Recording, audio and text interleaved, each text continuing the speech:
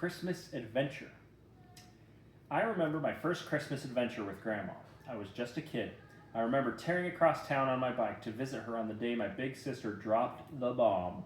"There is no Santa Claus," she jeered. "Even dummies know that." My grandma was not the gushy kind, never had been.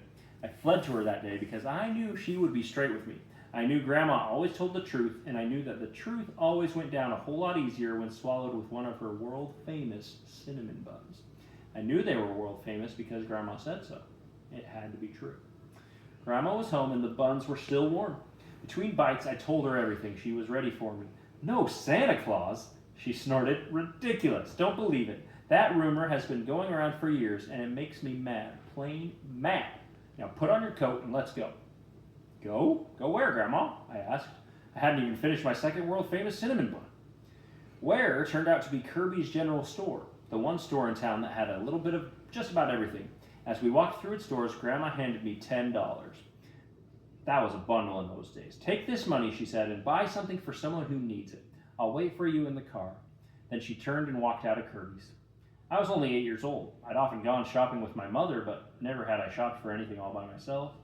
The store seemed big and crowded, full of people scrambling to finish their Christmas shopping.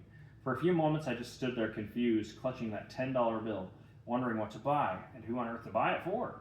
I thought of everybody I knew, my family, my friends, my neighbors, the kids at school, and the people who went to my church. I was just about thought out when I suddenly thought of Bobby Decker. He was a kid with bad breath and messy hair, and he sat right behind me in Mrs. Pollock's grade 2 class. Bobby Decker didn't have a coat. I knew that because he never went out to recess during the winter. His mother always wrote a note telling the teacher that he had a cough, but all we kids knew that Bobby Decker didn't have a cough. He didn't have a good coat.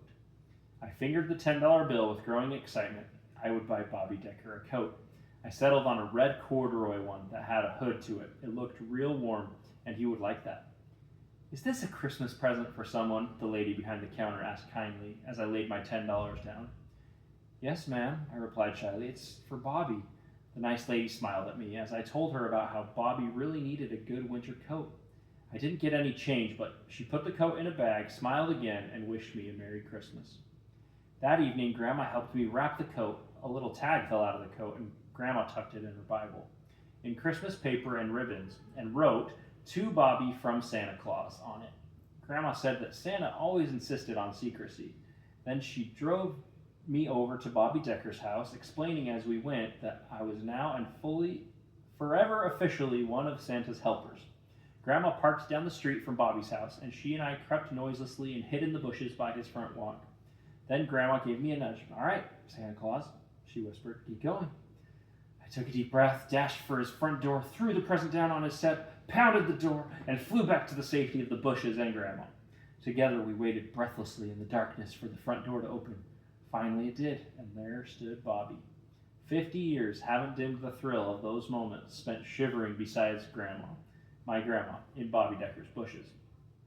That night I realized that those awful rumors about Santa Claus were just what Grandma said they were: ridiculous. Santa was alive and well, and we are on his team. I still have the Bible with the coat tag tucked inside it of $19.95. May you always have love to share, health to spare, and friends that care.